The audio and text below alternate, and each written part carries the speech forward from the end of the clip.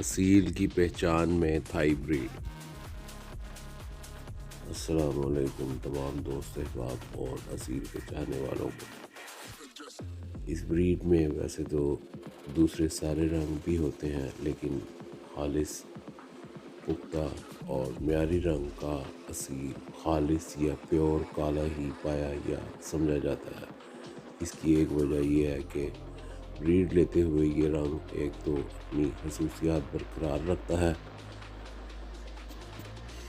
دوسرا خوبصورتی کی بنا پر زیادہ پسند کیے جانے کی وجہ بھی ہو سکتا ہے۔ تھائی بریڈ کی چند پکی نشانیوں میں سے یہ ہیں کہ ان کے پر، آنکھیں، نوک، نلی، ناخن کالے ہوں گے، کندھے اٹھے ہوئے اور دونوں قدریں سیدھی یا کھڑی۔ نلیاں عام طور پر سخت، کھاری دار اور خشک ہوتی ہیں۔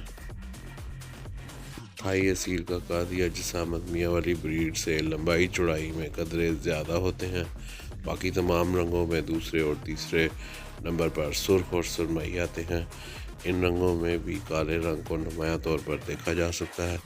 کراسنگ کے دوران اگر آنکھ، نوک، نلی ہلکے کالے رنگوں میں آ جائیں تو یہ تھائی بریڈ میں پیورٹی کی کمی مانی جائے گی۔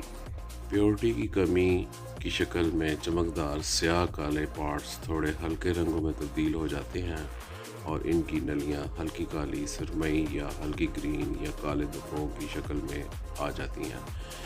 اسی طرح ان کی آنکھوں کی سیاہ رنگت بھی کم ہو کر صرف ایک کالے دائرے کی شکل میں ہو جائے گی۔ یہ برڈ بھی معیار میں کم نہیں ہوں گے، بس تھائی بریڈ کی اصالت میں فرق آ جائے گا۔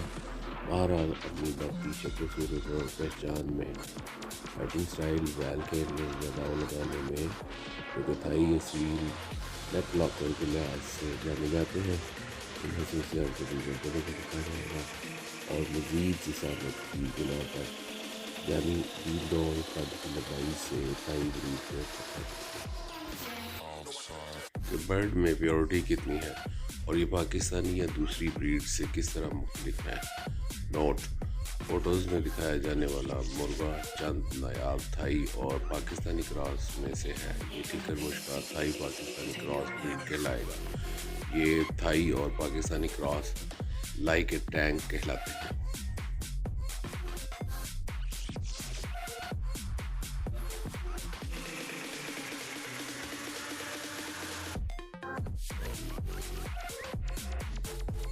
آرٹیکل پورا پڑھنے، سننے اور پسند فرمانے کے لیے شکریہ۔ Article by Lahore for اصیل lower, what's app number 0315343638 1۔